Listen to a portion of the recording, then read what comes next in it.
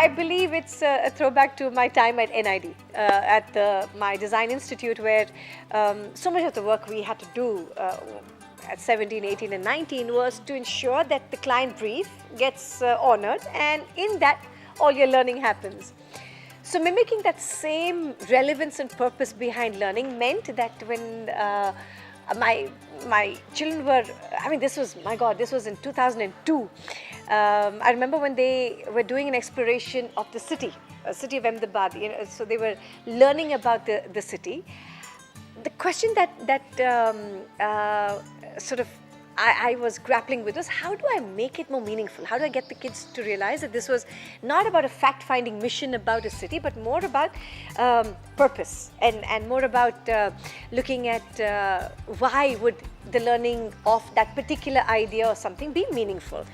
And it just so happened that I had a friend of mine who was visiting from the States. And I said, well, what a great opportunity. How do I get him to become the client for the children to kind of provide a city tour, right? So and in designing a tour for this friend who was coming from the States, what choices would they make? Where will he visit? Why would he go there? What would be the sites that were absolutely important?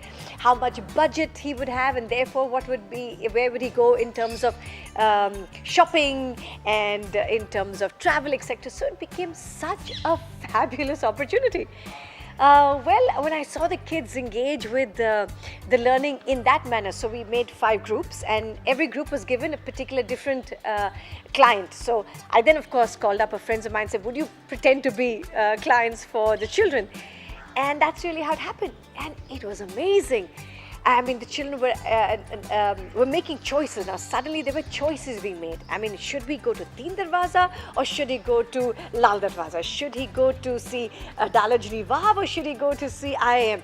Suddenly, choices. And in the choices, they were crafting purpose. If he was here for 3 days, and the question they were asking the client, are you bringing children? So should we not factor in a place for the children to go to? Should there be a place for food? What kind of food should they go? Should they go to Vishala? Should they go to Agashe?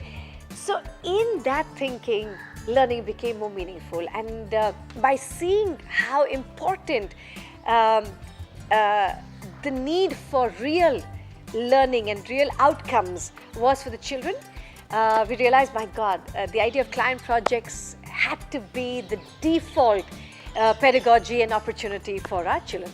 And that's how client projects became part of every child's story at Riverside.